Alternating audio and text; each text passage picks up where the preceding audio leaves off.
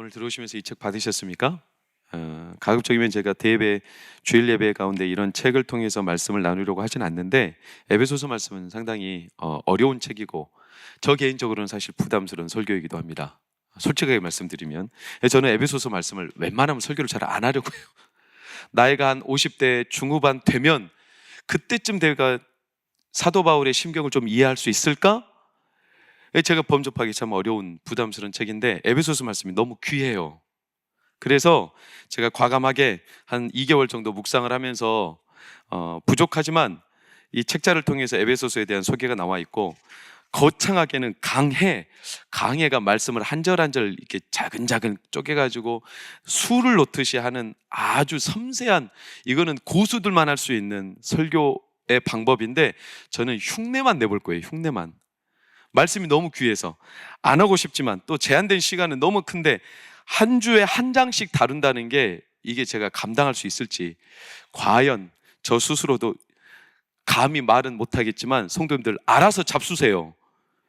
그리고 말씀을 들을 때 여기다가 공부하듯이 오늘 설교의 내용을 공부하듯이 적어가시며 또 앞 페이지를 보시면 에베소서 말씀을 필사할 수 있는 밑줄 그어진 면이 또 있어요.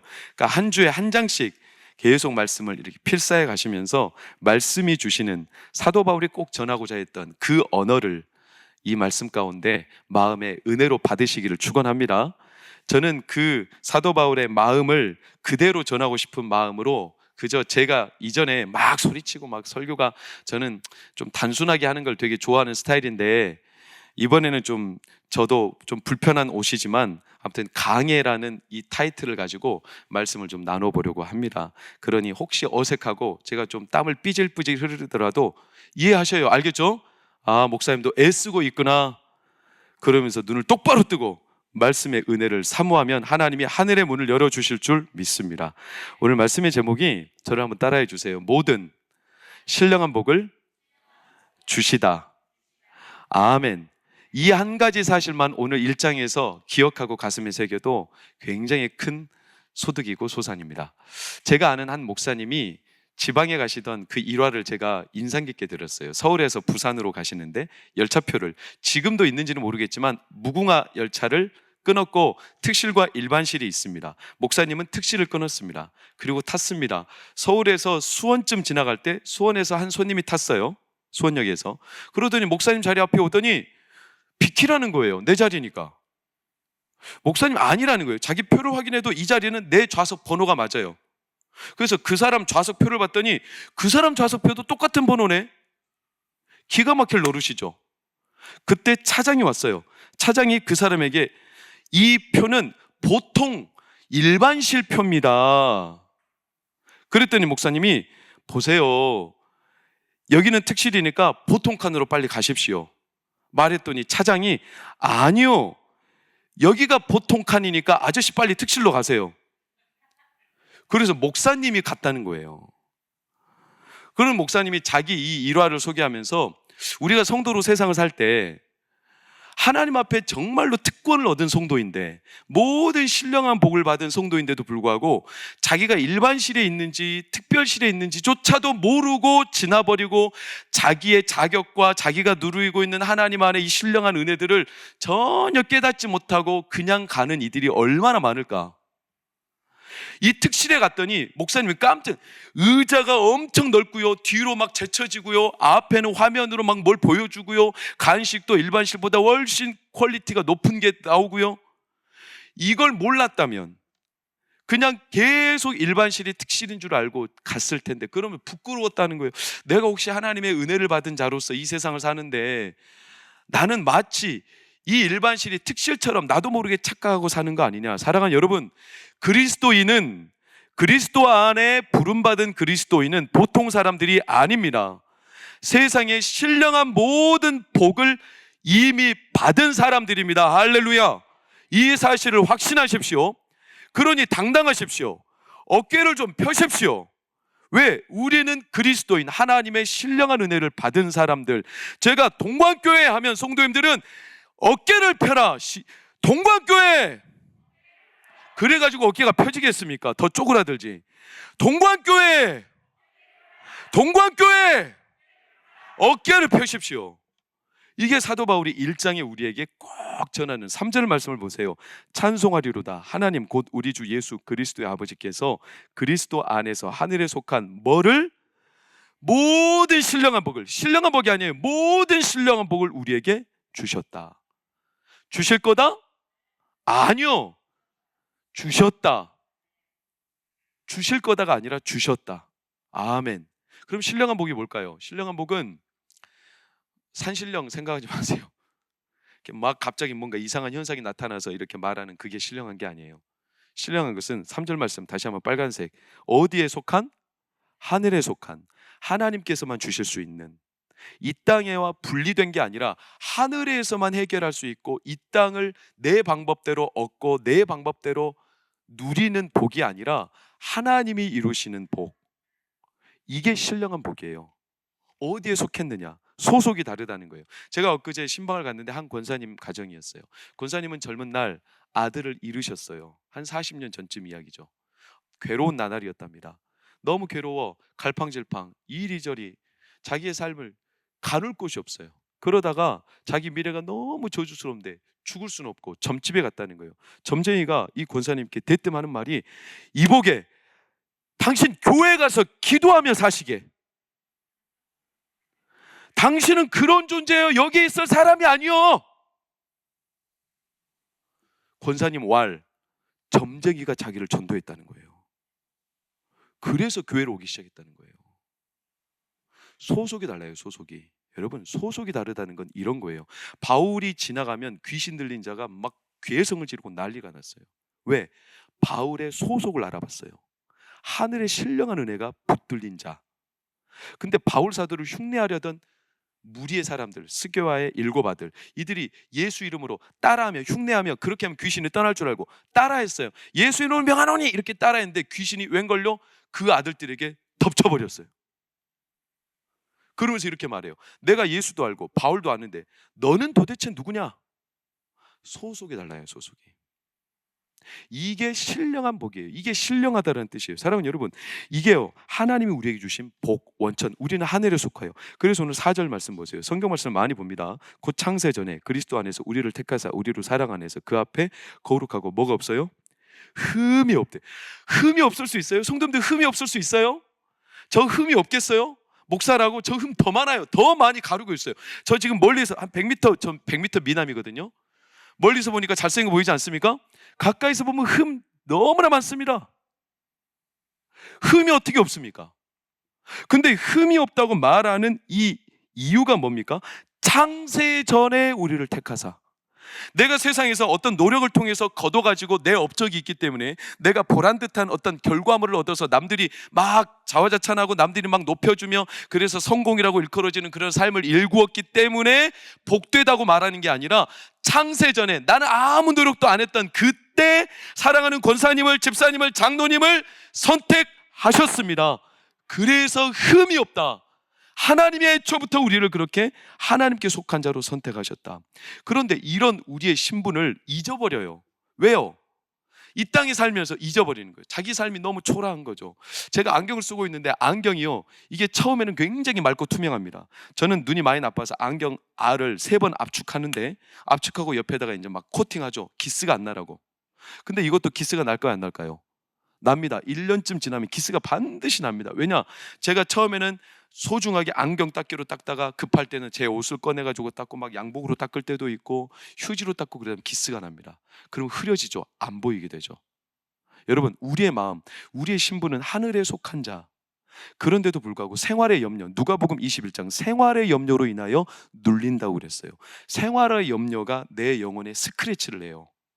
그래서 내가 하늘의 신령한 복을 받았다는 사실을 잊어버리게 만들고, 내 눈을 닫아서 내가 하늘에 속했다라는 사실조차도 다 잊고 땅에 매이는 사람으로 전락시켜버리죠. 그게 바로 어디냐면 에베소 교회 성도들이에요. 에베소서는 에베소 교회의 성도들에게 쓴 편지입니다. 에베소서를 왜 썼겠습니까? 사랑하는 여러분, 에베소서 하면 떠오르는 게 뭡니까? 에베소 교회 하면 떠오르는 게 있어야 돼요. 뭡니까? 요한계시록에도 등장하는데 에베소 교회 뭐가 떠오릅니까? 첫사랑. 뭐요? 첫사랑. 집사님 땡이 아니라 맞았어요. 첫사랑. 요한계시록 2장 4절 보세요. 뭐를 잃어버렸다? 에베소 교회가 첫사랑을 잃어버렸다. 요한계시록에서 제일 먼저 거론하는 교회가 에베소 교회. 그러면서 첫사랑, 처음 교회 첫사랑, 하나님의 애틋하게 여기시던 교회, 하나님이 너무나 가슴 뜨겁게 그 교회를 사랑하셨어요. 신령한 은혜를 막 부어주셨어요. 그런데 시간이 지나며 이들이 주변의 수많은 억척스러운 상황, 고난, 핍박, 박해 이런 걸로 인해서 마음이 눌리기 시작하고 스크래치가 생기고, 그리고 또 우리와 비슷하게 형식주의에 빠지고 마음은 없고 몸만 남아있고, 하나님의 신령한 은혜를 받고 이미 하늘에 속한 자임에도 불구하고 그저 세상의 일에 매여 있고, 그러니 처음 사랑을 잃어버리는 이들에게 사도 바울이 경고하며 동시에 애착 있는 언어로 쓴 편지가 에베소서예요. 여러분, 하늘에 속한 자인데 누리지 못해요, 하늘의 복을. 그리고 자기가 하늘에 속했다는 사실조차도 잊어버려요. 세상 일로 갇혀버려요. 세상 일, 내 생각, 내 판단, 내 감정, 내 처지, 이 안에 딱 갇혀서 막혀버린 거죠. 여러분, 마치 제가 새벽 예배 때 말씀드린 것처럼 사해바다, 유대 지방에 가면 사해바다가 있죠. 갈릴리 바다와 사해바다, 특징이 뭡니까? 갈릴리 바다는 살아있는 바다, 사해바다는 죽은 바다. 이유는 사해바다는 막혀있는 바다이기 때문에 그렇죠. 사해바다는 갈릴리 바다로부터 이렇게 지류가 흘러내려와 물이 들어가는 곳은 있는데, 사해바다가 물이 빠지는 곳은 없어요. 갇혀 있어요. 그러다 보니 염도가 30도까지 올라가요. 그러니 그 안에 물고기가 못 사는 거예요. 하늘의 복을 받은 자인데도 불구하고 하나님께서 주시는 은혜가 우리 가운데 막혀 있어요. 그래서 삶이 생명력이 없어요.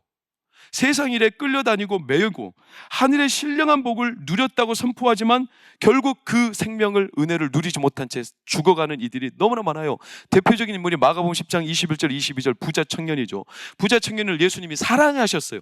사랑해서 너가 나를 따라와라, 내가 너에게 신령한 은혜를 누리게 하리라.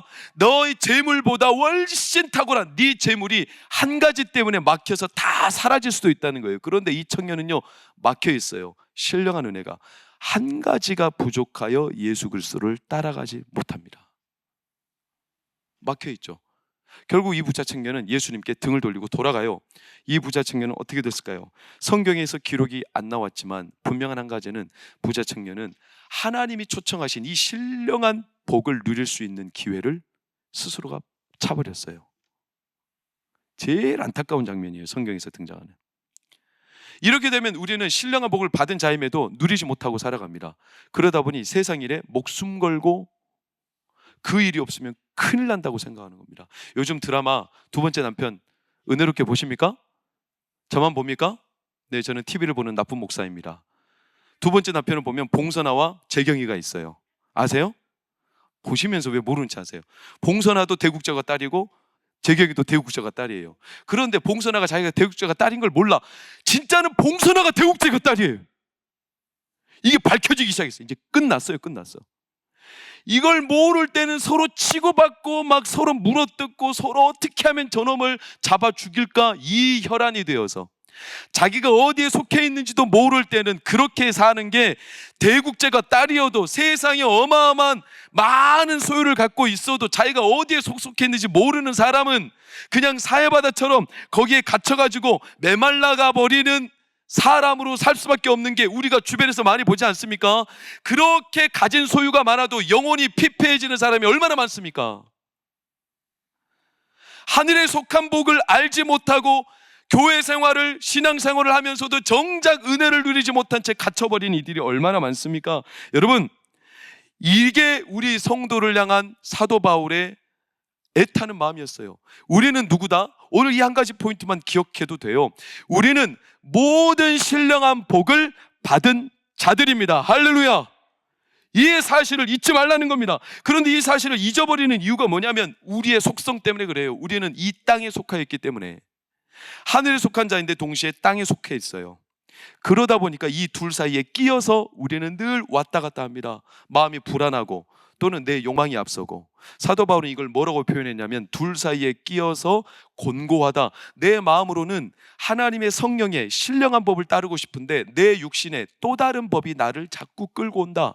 이걸 에베소서 6장에서는 우리가 씨름한다 이렇게 표현해요. 씨름이 뭡니까? 내가 힘이 있을 때는 상대방의 삿발을 붙잡고 넘어뜨릴 수 있지만 내가 힘이 없을 때는 내 삿바가 붙잡혀 쓰러지는 거 아니겠어요? 신령한 복으로 인하여 우리의 영혼이 풍성한 은혜를 누릴 때도 있지만, 반대로 세상의 염려와 근심과 세상 일에 우겨싸여 그 일들이 내 영혼에 삿발을 붙들고 나를 넘어뜨리는 이 일들이 다반사로 우리의 삶에서 일어난다. 이런 우리 속성을 알기 때문에 이걸 이용해서 우리를 계속 하늘의 신령한 복을 누리지 못하게, 그 복이 나에게 있다는 사실조차 잊어버리게 만드는 주체적인 세력이 있어요. 그게 에베소서 6장 12절에 이미 사도 바울이 언급해 놨어요. 그는 혈과 육이 아니고 이 세상 권세를 붙들고 있는 통치자, 권세자, 어둠의 세상 주관자, 하늘에 있는 악한 영들, 여기에다가 플러스 안목의 정욕과 같은 우리의 몸에 부족한 모습들입니다. 이 여러 가지가 우리를 하늘에 속한 신령한 자로서의 시선을 막는다는 거예요. 그래서 신령한 복이 아니라 이 땅에서 살아가는 일에 마음을 계속 뺏기게 만드는, 여러분, 신령한 복이 있으면 반대로 망령된 복도 있다는 사실을 기억하셔야 돼요. 망령된 복은 뭘까요? 신령한 복을 가로막는 복이죠. 복은 사실 아니에요. 근데 복처럼 보여요. 히브리서 10장 12절의 대표적인 인물이죠. 에서가 한 그릇 팥죽을, 히브리서 10장 12절, 에서가 한 그릇 음식을 위하여 하나님이 자기에게 허락하신 신령한 복을 걷어차버렸어요. 그래서 에서를 뭐라고 표현해요? 망령된 자라고 표현하는 거예요. 이런 일들이 부지기수로 우리 가운데도 일어나요. 둘 사이에, 하늘에 속한 자인데 땅에서 살기 때문에 이 둘 사이에 끼어있는 우리를 마귀가 계속 혼동시키는 거예요. 왜? 마귀는 그런 우리, 신령한 복을 누리는 우리가 너무 싫어요. 자기는 하나님을 수호하던, 하나님 곁에서 수종들던 천사였는데 그 천사였던 마귀가 타락하여 땅으로 쫓겨 떨어지지 않았습니까? 그러니 마귀 입장에서는 사람이 자기보다 훨씬 못한 존재인데, 그런데 사람을 하나님이 너무 복에 겹도록 하나님이 사람을 축복하시니까 마귀 입장에서는 이게 시샘이 나고 눈꼴시럽습니다. 도대체 저 사람들, 저 동관교회 성도들은 나하고 뭐가 다르길래, 저 사람들이 뭐가 대단하길래, 저 사람들 도대체 어떤 특별한 조직이길래 하나님이 신령한 복을 자꾸 주시나? 아, 눈꼴시러워, 못 보겠어. 그래서 사람을 끌어내리려는 거예요. 이게 마귀의 목적이죠. 그래서 마귀는 둘 사이에 끼어있는 우리에게 신령한 복을 가로막기 위해 늘 망령된 복을 갖다가 우리에게 계속, 예수님에게 당장 하나님의 아들이거든, 이것보다 중요한 것은 배부를 떡, 명예, 권력, 이런 눈에 보이는 급한 일들, 이걸로 자기를 복되게 하려고 하는 사람의 심리, 거기에 넘어지게 만드는 거죠. 불과 4년밖에 안 됐습니다. 광주의 윤장현 시장, 그 사건 들으셨습니까? 그때 당시 윤장현 시장뿐만 아니라 한 10명 정도에게 사기 행각이 있었죠. 50대 되는 한 여성이 목소리를 좀 위조해서 그 당시, 지금도 이제 뭐 대통령이시지만 대통령의 아내 권양숙 여사를 흉내낸 거예요. 그래서 전화를 했어요, 광주시장에게. 그러면서 첫 마디가 뭐였냐면, 저 영부인인데요 하면서 말을 던지자 윤장현 시장이 확 촉각이 곤두서서, 그래서 이 영부인이라고 말하는 사람이 어떤 이야기를 하다가 결국에는 뭐였냐면 돈을 좀 빌려다니, 어디로 입금해라. 그래서 윤장현 시장이 4억 5천만 원을 입금했어요. 그것도 대출을 받아다가. 그리고 이 사건이 발각난 뒤에 윤장현 시장은 보이스피싱, 사기범에게 피해를 당한 사람 아닙니까? 피해자인데도 불구하고 하루아침에 그가 바뀌어요. 신분이 가해자로 바뀌어요. 가해자. 무슨 가해자일까요?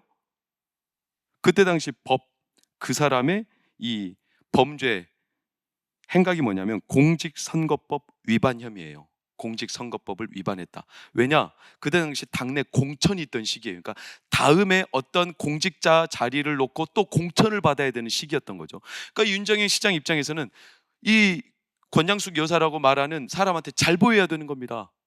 그러니 영부인이라고 접근하니까 자기가 그 사람을 철석같이 믿고 뭐라도 좀 자기에게 특혜를 줄까 싶어 그 사람에게 잘 보여놓으면 자기가 공천을 받을 수 있고 앞날이 열릴 수 있다는 생각에 4억 5천을 빌려서 준 거예요. 이게 드러나니까 이 사람은 공직선거법 위반, 뇌물을 줬다는 거죠. 그래서 그 사람이 40년간의 공직생활, 재임생활, 이 어마어마한 명예로운 생활이 한꺼번에 무너져 버렸어요. 한꺼번에 떨어졌어요. 지금 그 여사에게 잘 보이지 않아도 생각해 보세요. 지금으로서도 40년 동안 충분히 그 사람은 존경받고 인정받고 명예로운 사람 아닙니까? 그런데 그 한순간 자기 미래에 대한 욕심, 또 한편 불안함, 당내 공천에서 떨어지면 어떻게 될까, 이런 불안함, 그래서 인간적인 술수, 이 안에 끼어 있다는 거예요. 사단이 이걸 잘한다는 거예요. 사람을 그렇게 항상 꼬드긴다는 거예요. 이런 우리의 실태를 뭐라고 에베소서 2장 1절에서 표현해놨냐면 이렇게 표현해놨죠. 허물과 죄로 죽는다는 거예요. 허물은 한마디로 말하면 선을 넘는 걸 말하고요, 죄는 부족한 걸 말해요. 우리는 이 둘 사이에 있어요. 항상 내 욕망이 앞서서 선을 넘어버려요. 하나님의 신령한 복을 받은 자들입니다. 성도님들은 할렐루야. 더 무언가를 요구할 이유가 없어요. 그런데 죄, 부족하다고 느끼는 불안이 또 우리 안에 역사해요. 그래가지고 내가 뭐가 없어, 내 자녀는 이 스펙이 부족해, 내 자녀가 이 땅에서 살려면 뭔가 남들에게 복된 존재, 성공적인 존재로 보이려면 더 많이 뭔가를 붙여줘야 돼, 이렇게 해주려는 생각 때문에 인간적인 술수로 자꾸 내 자녀도 하나님의 신령한 복을 받은 자입니다. 할렐루야. 더 선을 넘을 필요도 없고 뭔가 부족하다여 불안할 필요가 없어요. 큰 교회를 부흥시킨 한 목사님의 간증이 들어보신 적 있습니까? 저는 그 간증을 듣고 지금도 잊혀지잖아요. 그 목사님의 작은 교회 때 큰 교회를 이뤘어요. 그 작은 교회 때 성도들이 얼마나 어려움이 많겠어요. 근데 도움을 청할 곳이 없잖아요. 성도들이 하는 일이라곤 철야, 새벽기도 매일 나와가지고 금식기도하며 하나님의 은혜를 구하는 것뿐이에요. 그러니까 하늘의 신령한 은혜가 그 뜨거웠던 부흥의 계절에 성도들에게 막 임하는 거예요. 하나님의 도움으로, 사람의 방법이 아니라. 근데 교회가 막 10배, 20배 부흥했어요. 사람이 많아졌죠. 사람이 많아지고 지역 내 소문이 나니까 교회에 유명한 인사들도 많이 와요. 경찰서장, 뭐 국회의원. 그래서 성도님들이 그때부터 이제 어려움이 있을 때 기도는 해요. 기도하는 건 똑같아요. 목사님하고서 기도 부탁하는 것도 똑같아요. 그런데 딱 한 가지 달라진 게 있어요. 그게 뭐냐면 기도 부탁하면서 목사님, 경찰서장에게 좀 부탁해 주세요. 목사님, 국회의원한테 좀 말해 주세요. 우리 교회는 경찰서장, 국회의원 없어서 감사합니다. 할렐루야. 사람들이 그렇게 바뀌더라는 거예요. 분명히 하나님의 신령한 도움과 은혜로 충분히 그 시기를 지냈던 사람들도 어느 순간, 여러분, 이렇게 마귀가 우리를 혼동한다는 거예요. 그래서 이 시대 우리의 신앙을 가장 미혹하는 한 가지 마귀의 작전, 저를 따라하세요. 음란이에요. 음란. 여러분, 음란, 음행, 이렇게 말하면 야한 거, 야동, 식구금 이런 걸 떠올리겠지만 그거는 일부예요. 일부. 음란이라는 단어는 헬라어로 포이네이아, 이 단어의 뜻이 뭐냐면 구매하다, 이런 뜻이에요. 구매하다. 포이네이아. 에베소서 5장 16절을 사도 바울은 이렇게 표현했죠. 세월을 아끼라, 때가 악하니라. 악하다라는 단어가 포이네이아, 음란하다, 이런 뜻이에요. 음란하다는 구매하다. 그 당시 시대 배경으로 따져보면 어떤 뜻이냐면 고대 로마 그리스는 창녀, 사람, 노예를 돈을 주고 사요. 자기가 필요하면 사요. 그래서 자기가 원하는 대로 써요. 성적인 만족을 위해서 그 사람을 사요. 그리고 필요 없으면 버려요. 물건 취급하는 게 이 포이네이아예요. 자기가 원하면 얼마든지 구매해서 자기의 필요를 채우는 거예요. 이게 음란이에요. 음란은 단순히 식구금 이런 게 음란이 아니라 오늘 이 시대를 지배하는 게 뭐냐면 음란. 예수님 우리에게 말씀하셨어요. 이 세대가 음란하니라. 이 세대가 음란하다. 무슨 말이냐면 하나님의 신령을 복을 받은 사람들임에도 불구하고 세상에서 자기가 원하는 걸 구매하며 내 자녀가 뭐가 부족하니까 돈을 들여가지고 그 자녀에게 학원을 보내주고 그 자녀에게 스펙을 키워주면 이 자녀가 세상에서 더 복되고 더 행복하고 더 잘 될 거다. 그렇게 되기를 축복하지만 놀라운 사실은 이미 그 자녀는 그렇게 안 해줘도 하나님의 신령한 복을 충분히 받고 있는 자녀입니다. 할렐루야. 그 마음이 사라지고 자꾸 세상적인 방법으로 음란하게 구매한다는 거예요. 뭔가를 덧붙인다는 거예요. 이게 음란이에요. 음란. 사람들이 물건을 사듯이 하나님의 복이 아니라 나에게 신령한 복이 부어졌다라는 이 확신은 자꾸 사라지고 이미 주어진 모든 신령한 복에 대한 확신은 이미 내 마음속에서 감동이 없고 자꾸 세상적으로 눈에 보이는 복, 이 복들을 내가 소유하면 사면, 경험하면 내가 더 잘, 그리고 남들한테 보란듯하게 되겠지, 이렇게 생각하고 구매하는 것을 음란이라고 그래요. 음란. 근데 우리가 사는 문화를 보세요. 소비 문화잖아요. 뭐든지 돈만 있으면 이제 살 수 있잖아요. 돈이 없어서 한탄하잖아요. 돈이 없어서 대학도 못 간다고 그러잖아요. 돈이 없어가지고 직장 취직도 못 한다잖아요. 엄마들이 정보력이 없으면 자기 자녀 이제 대학 보낼 생각도 못 한다는 시대가 됐다잖아요. 우리가 사는 이 땅 자체가 어떤 문화냐면 음란한 문화예요. 뭔가 복을 자꾸 사는 거예요. 사면 내가 잘 될 거다, 이렇게 생각하는 이런 문화.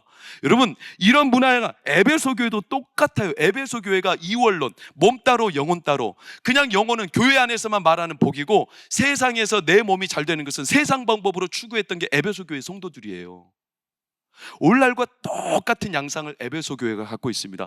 제가 이렇게 이제 어려운 말들을 좀 전하니까 이제 성도님들 좀 지금 눈이 갸우뚱갸우뚱한데, 중요한 건 뭐냐? 사랑하는 여러분, 이 땅을 살아가는 성도들에게 사도 바울이 전하고 싶은 포인트는 다시 한번 말씀드립니다. 우리는 모든 신령한 복을 이미 받은 자들입니다. 할렐루야! 이 사실을 믿음으로 확신하십시오. 믿음으로 받으십시오. 이걸 사도 바울이 우리에게 꼭 전하고 싶은 거예요. 몸의 가치를 높이기 위해 뭔가 더 나은 게 나에게 필요하다, 아니라는 거예요. 성경 어디에도 이미 우리에게 신령한 복을 주셨다. 신령한 복을. 그리고 몸 따로 영혼 따로가 아니다. 성경은 우리에게 영혼을 축복하시는 분은 우리의 몸과 삶과 가정도 축복하십니다. 성경 어디에 영혼만 축복한다는 기사가 어디 있어요? 오히려 요한일서는 영혼이 잘 되고 범사가 형통하리라. 할렐루야. 우리의 영혼을 지으신 하나님은 몸도 지으셨습니다. 그 말은 하나님의 신령한 복은 우리의 전 인격에 부어진다. 이미 부어졌다. 이 사실을 사도 바울이 우리에게 전하는 거죠. 땅의 것으로 뭘 더 사서 구매해서 포르네이아, 음란한 문화 안에서 나도 동일하게 그 방법으로 세상을 사는 게 아니라, 나에게 이미 주신 이 복을 하나님께서 우리 가운데 여시면 이미 열어주심을 믿고 당당하게 하나님의 그 신령한 복을 에베소서 말씀을 읽고 쓰고 묵상하며 누리시기를 예수 이름으로 축원합니다. 뭘 더 사야 될 필요가 없어요. 구매를 말하는 게 아닙니다. 나에게 이미 하나님의 신령한 복을 주셨음을 믿으십시오.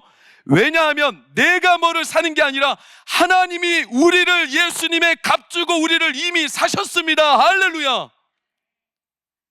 그러니 이미 우리를 예수님 주고 사셨기 때문에 하나님은 우리를 어떻게 하냐면 우리 가운데 하나님의 복을 이미 부어주시는 거예요. 우리를 뭐라고 말합니까? 고린도서 6장 15절 19절 뭐라고 말합니까? 너희는, 너희 몸은 장녀의 지체와 같지 않다는 거예요. 그러니까 내가 원하는 대로 사고 나에게 뭔 삶이 더 필요해서 포르네이아 더 필요를 막 갖다 채워서 내 몸이 복되게 되고 가치가 높아지는 그런 몸이 아니다. 너희 몸은 성령의 전이다. 하나님이 이미 복을 주셨고 성령이 우리 가운데 그 복을 풀어내실 줄 믿습니다. 이걸 사도 바울이 우리에게 오늘 1장을 통해서 보여주십니다. 그러니 이 사도 바울이 전하는 말씀을 한 주, 한 달, 6주 동안 계속 곱씹어 묵상하고 내 심령에 하나님이 주신 신령한 복들이 주의 이름 안에서 은혜로 열려지기를 축원합니다. 그게 왜 가능하냐면 13절 14절을 보세요. 그 안에서 누구도 너희도, 에베소 교회 성도들만 아니라 너희도, 이 자리에 있는 동광교회 성도들도, 아멘. 이 자리에 현장 온라인에 예배드리는 동광교회 집사님, 권사님, 장로님, 목사님, 전도사님들도 아멘. 너희도 그 안에서 이미 하나님의 성령의 신령한 복이 성령으로 인침을 받았느니라. 아멘. 사도 바울이 이렇게 우리에게 전하는 거죠. 다시 말하면 우리는요 이미 하나님의 신령한 복이 있기 때문에 하나님께서 성령을 통하여 우리 안에 신령한 복을 열어주시면 됩니다. 그래서 우리는 끊임없이 기도하고 하나님의 은혜를 구하는 겁니다. 기도하다가 뭔가를 배우다가 또 우리가 뭔가 습득하다가 막힐 때는 고수를 찾아가서 한 수 배우면 됩니다. 저도 젊을 때 공부를 하기도 하고 음악 악기 연주하기도 하는데 막힐 때가 있어요. 나 혼자 죽으라고 해도 안 돼요. 터지지 않아요. 열리지 않아요. 그럴 때는 한 번씩 가서 고수한테 가서 한 달 정도 레슨을 받아요. 그럼 신기한 일이죠. 나 혼자 했던 그렇게 숱하게 해도 안 되던 일들이 고수한테 딱 한두 번 레슨 받으면 이게 팍 열려요.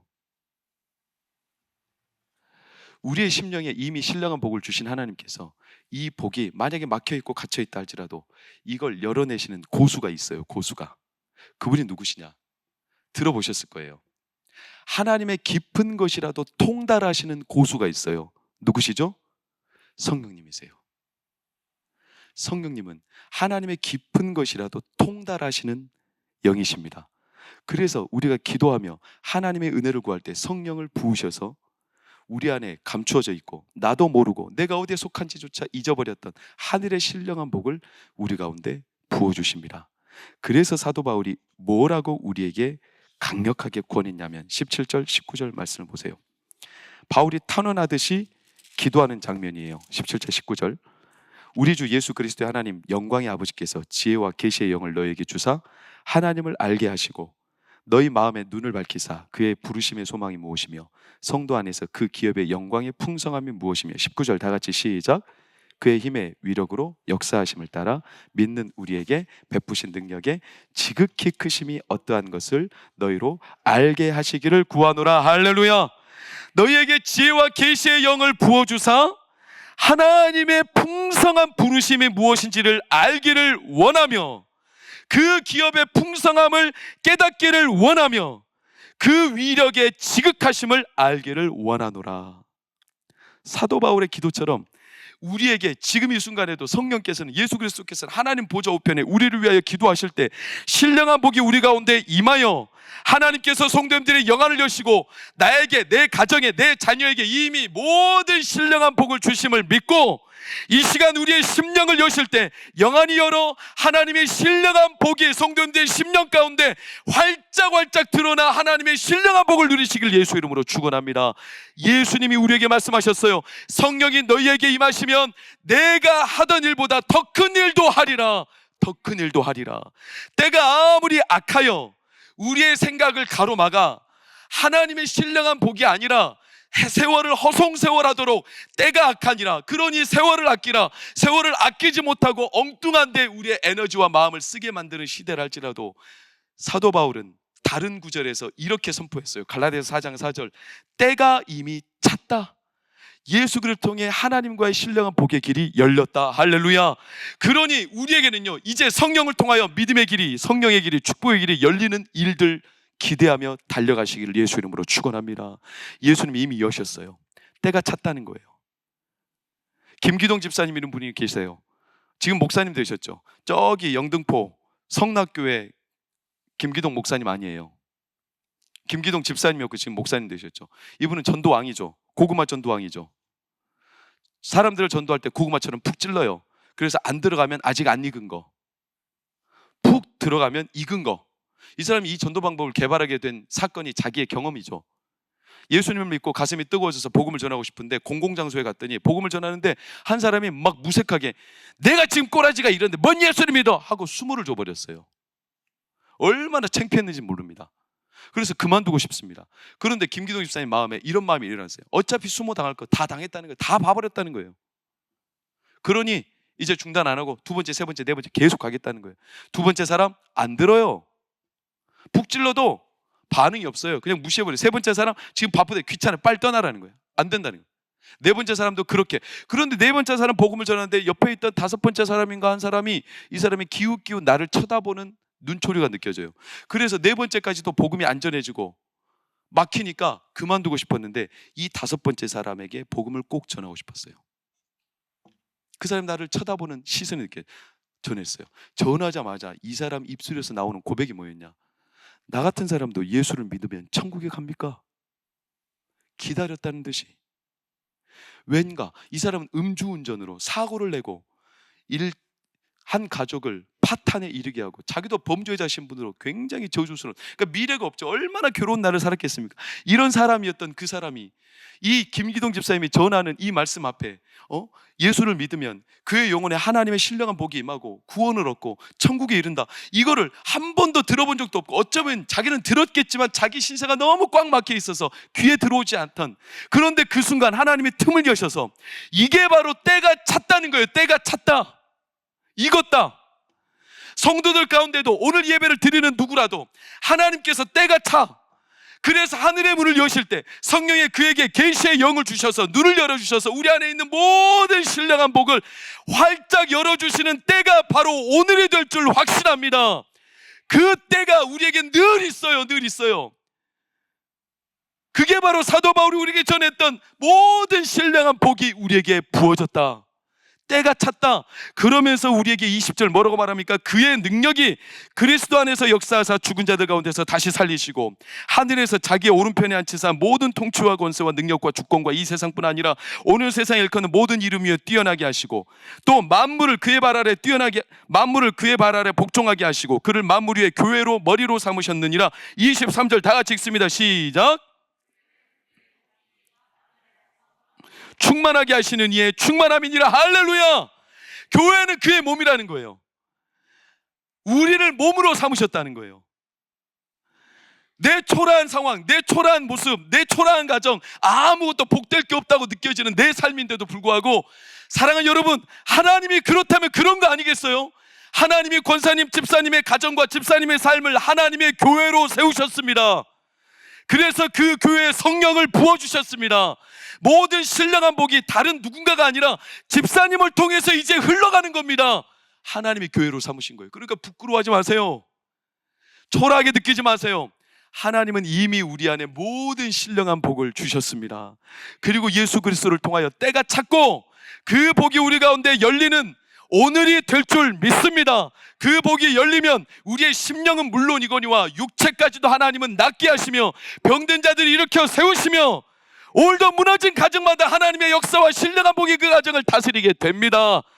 이 신령한 복을 한 달 동안 6주 동안 말씀을 붙들고 묵상하고 다시 내 가슴에 새기며 하나님의 신령한 복이 지혜와 계시의 영을 나에게 부어주사 나로 하여금 막혀있고 쪼그라있고 저주 아래 갇혀있는 것처럼 내 같은 그런 삶이 오히려 하나님의 때가 차서 활짝 열려 하나님의 신령한 은혜를 낫게 하시는 하나님의 권능과 역사를 경험하시길 예수 이름으로 축원합니다.